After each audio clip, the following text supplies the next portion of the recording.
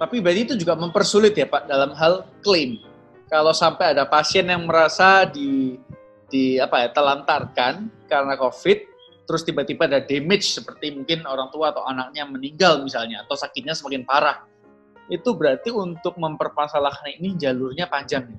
Dan memang harus pakai konsultan medis ya, hukum yang spesialis di bidang medis. Karena kalau enggak, dan akses itu juga terbatas Pak. Sekarang jarang ada orang yang kepikiran ke sana gitu. Selain di grup Zoom kita yang memang kebetulan kenal dengan Pak Gunawan dan medlaw.id, kita nggak tahu Pak. Kasihan juga ya nasibnya gimana itu ya. Kalau udah sibuk mungkin keluarga yang sakitnya tambah parah, sekarang dia harus menuntut secara hukum. Pasti akhirnya prakteknya jarang timbulnya tuntutan itu. Akhirnya mereka merelakan ditelantarkan, penelantaran itu ya.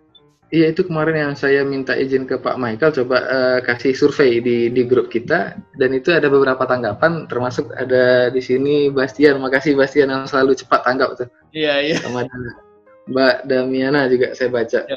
Nah, secara umum kalau kita kembalikan lagi persoalan itu, bisa saya pastikan, taruhlah angkanya 90% orang nggak tahu mau ngadu kemana kalau dia merasa dirugikan di Vaskes atau sama tenaga medis. Mereka nggak tahu. Mereka langsung bilang ke aparat penegak hukum. Mereka bilang ke ID misalnya. Iya. Itu nggak konkret kan solusinya.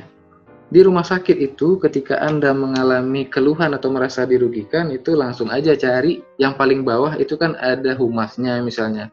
Atau ada manajer on duty-nya. Kalau mereka nggak bisa mengcover itu semua, Anda bisa naik. Kalau masalah Anda itu medis, Anda bisa ke manajer pelayanan medis. Anda minta keterangan. Anda sebagai kita semua ini punya hak sebagai pasien untuk memperoleh hak informasi. Nah, itulah yang ada di rekam medis tadi. Untuk tambahan sebagai bekal praktis di lapangan, rekam medis itu bisa dibuka dengan rumusan Alfred, administrasi, kemudian legal, itu finance, riset, education, dan dokumen antar rumah sakit. Hanya itu cara membukanya. Disitulah kita bisa mencari di mana letak dugaan malpraktek yang teman-teman sampaikan tadi itu. Nah, paling tidak saya simpulkan, kalau mengalami peristiwa yang merasa dirugikan, Anda merasa dirugikan di rumah sakit, yang paling pertama itu bisa ke humas. Kalau mereka nggak bisa, ya Anda minta untuk bertemu manajer pelayanan medis, karena manajer pelayanan medis ini mengepalai seluruh operasional praktik dokter di rumah sakit. Jadi saya rasa lebih didengarkan di situ. Nah, ketika Anda sudah masuk ke sana, sudah pasti semua komplain orang di rumah sakit itu tercatat dan dibaca oleh petugas yang bertugas.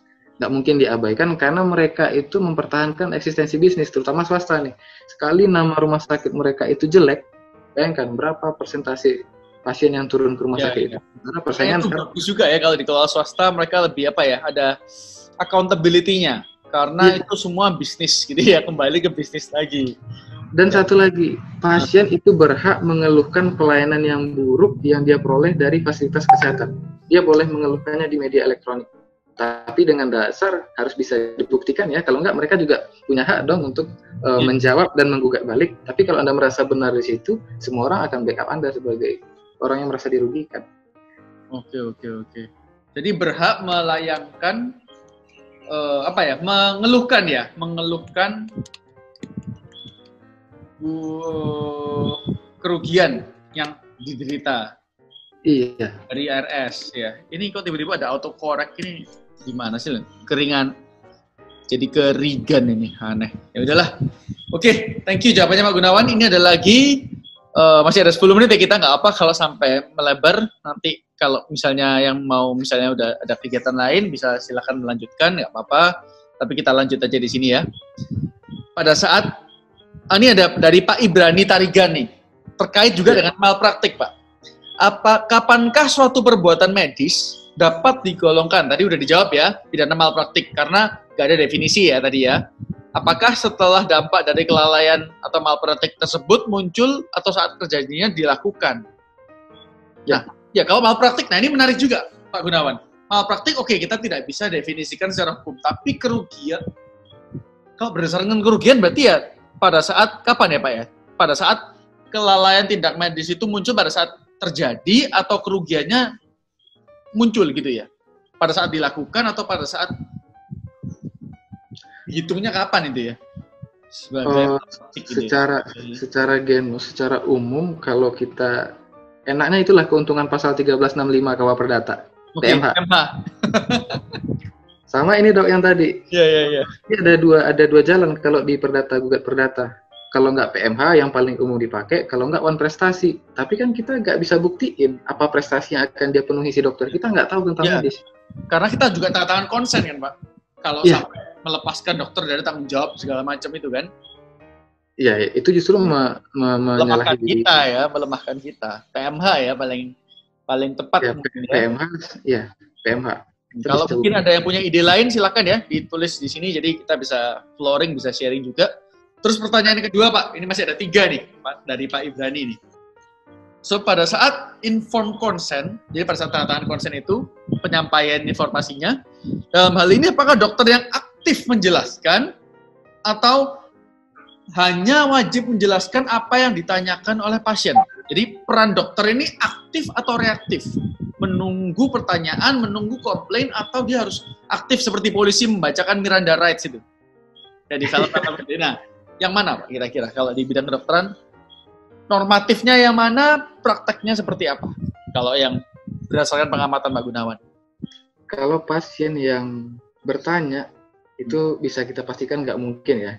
Kita tuh nggak ada bekal selain bekal cerita tentang penyakit dan sedikit kepercayaan diri bahwa kita mampu bayar pengobatan ini dengan kelas 1 atau VIP misalnya. Cuma itulah udah kalah gitu. Dulu ya kalau masuk rumah sakit ya. Udah kalah dulu. Nah, tentang informed consent itu sendiri artinya kan sebuah informasi yang diberikan sebelum tindakan itu diambil. Ada persetujuan dulu. Nah, informed consent ini ada 2, ada yang tertulis, ada yang tidak tertulis. Kapan itu tertulis? Apabila si dokter itu akan melakukan tindakan yang berisiko tinggi, operasi misalnya. Tapi kalau cuma pasang infus, Anda di tindakan asuhan biasa, itu cukup dengan kode body language itu, permisi ya Ibu, kami akan masang infus, Anda mengangguk, Anda mengedipkan mata, itu sudah dianggap memberikan persetujuan. Tapi kalau untuk informed consent yang tertulis itu harus dalam tindakan yang berisiko tinggi. Apa saja muatannya itu yang seharusnya aktif itu dokter menyampaikan. Ini tindakannya apa, peluang keberhasilannya apa, risikonya apa, biayanya berapa, itu udah clear semuanya. Itu normatifnya. Tapi praktiknya Anda tahu berapa rasio dokter Indonesia itu 1:2.500 lebih. Satu dokter itu menangani 2.500 lebih pasien, rasionya. Mungkin nggak itu dilaksanakan. Itulah keluhan dari dokter. Mereka kalau misalnya menangani pasien terlalu lama di sini, terus 20 atau 30 pasien lainnya kehabisan waktu. Jadi mereka tuh rush in time. Itu salah satu benturan di lapangan. Tapi seharusnya untuk generasi milenial kabarnya dokter-dokternya itu udah aware banget sama yang namanya informed consent dan rekam medis. Karena yang klasik itu orang-orangnya terlalu kita bilangnya, nggak ada waktu dan harus mencatat dan sebagainya itu. Karena itu sekarang peralihannya ke rekam medis elektronik itu sebetulnya disenangi oleh generasi milenial. Ya. Oke. Karena lebih aktif ya dia. Kita ada sudah terbangun hubungan diskusi, hubungan tanya jawab, meskipun bukan dengan satu dokter tapi melalui satu wadah gitu ya. Misalnya kita hukum online, kita udah nggak sungkan-sungkan tanya, meskipun yang jawab beda, tapi trust-nya udah terbangun dengan hukum online itu.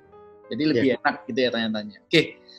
Lalu pertanyaan terakhir dari Pak Ibrani, Pak. Bagaimana menentukan garis pemisah antara kegagalan mengobati pasien yang pada akhirnya tidak sembuhnya pasien ini, jadi dalam hal tubuhnya sudah tidak sanggup lagi, seperti dan juga kegagalan mengenai kapan kita menentukan kegagalan ini adalah kegagalan karena malpraktik karena nggak ada definisinya, atau kegagalan karena memang tubuh pasien tidak sanggup lagi untuk bertahan atau menerima pengobatan yang diberikan.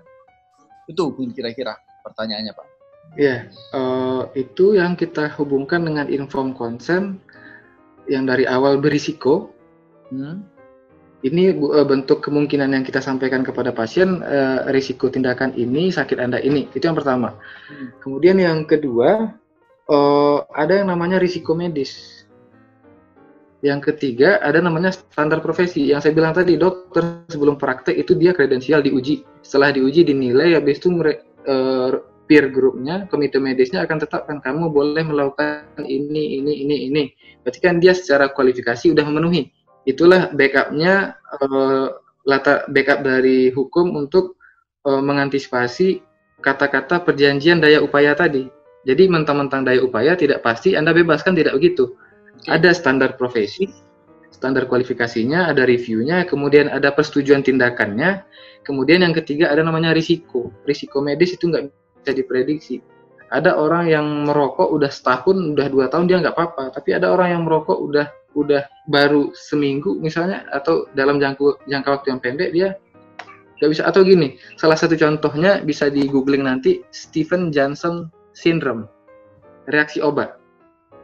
Kalau kita misalnya dengan demam dikasih salah satu obat paracetamol aja udah sembuh, tapi kan bagi orang lain selama 3 hari, 5 hari ke depan belum tentu sembuh juga.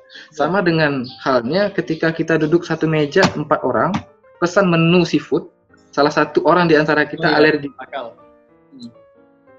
Apa bisa kita salahkan orang yang menyajikan menu itu? Itu kan reaksi tubuh. Itulah analoginya untuk menerangkan perjanjian upaya, in spanning verbintenis dalam hubungan dokter pasien. Nah, itu pembuktiannya sekarang lewat apa, Pak? Bebannya di siapa? Apakah beban untuk membuktikan bahwa ini terjadi korban karena kesalahan pelayanan yang diberikan, itu terletak pada penggugat atau pihak yang digugat? Pergugatnya itu, Pak. Enaknya gini, Dok. Ini betul-betul menarik bagi kita di bidang hukum. Di perdata siapa yang mendalilkan, siapa yang harus membuktikan. Ya, di azasnya di bidang kesehatan ada namanya azas res ipsa liquitor. Kalau memang nyata-nyata si pasien ini sudah menderita sakit yang sakitnya itu seharusnya tidak dia peroleh, tidak wajar menurut penilaian umum. Jadi misalnya seorang dokter melakukan praktek, kemudian hasilnya itu merugikan pasien. Sekarang kita tanya ke profesi serupa, organisasinya misalnya Obgyn, berarti kita ke POGI. Menurut POGI, kalau dokter Obgyn yang lain melakukan hal itu akan terjadi hasil yang sama apa enggak? Contohnya begini misalnya orang melahirkan normal atau melahirkan SC, operasi. Tapi ada pasien yang lain itu melahirkan dengan penyulit, ada lilitan di dalam itu kan risiko medisnya tinggi. Kenapa kok diaplikasikan gitu ya? Iya, jadi yang bisa kita mintai keterangan itu ya balik lagi ke profesi kedokteran, karena kita nggak bisa menilai itu. Jadi yang kita harapkan itu ya kerjasama dari organisasi profesi untuk membantu penggugat mencari pembuktiannya ya, Pak ya. Karena mereka secara kemampuan, keilmuan tidak mampu. Atau mungkin pakai saksi ahli itu ya. Iya, biasanya bila perlu gitu ya. Iya, saya pernah memintain pendapat untuk itu, Dok. Jadi waktu meminta review dari sejawat mereka itu blind review. Jadi kita sebutin identitasnya, tapi kita garansi bahwa itu statement dari profesi yang sama. Jadi itu karena mereka punya kedokteran itu punya kode etik. Jadi dia menganggap sejawatnya itu sebagai layaknya saudaranya sendiri. Jadi itu memang betul-betul harus dihormati kode etiknya. Jadi kalau mereka mengasih statement, ya itu kita sembunyiin identitas. Jadi jangan sampai tahu ini siapa, tapi dia akan nilai objeknya, objek pekerjaannya aja, gitu aja. Itulah yang salutnya kita dengan profesi yang satu ini, bagus organisasinya gitu loh. Cara melindunginya tapi juga tidak merugikan masyarakat ya, Pak Gunawan ya. Ini masih ada pertanyaan lagi Pak Gunawan, nggak apa lanjut ya?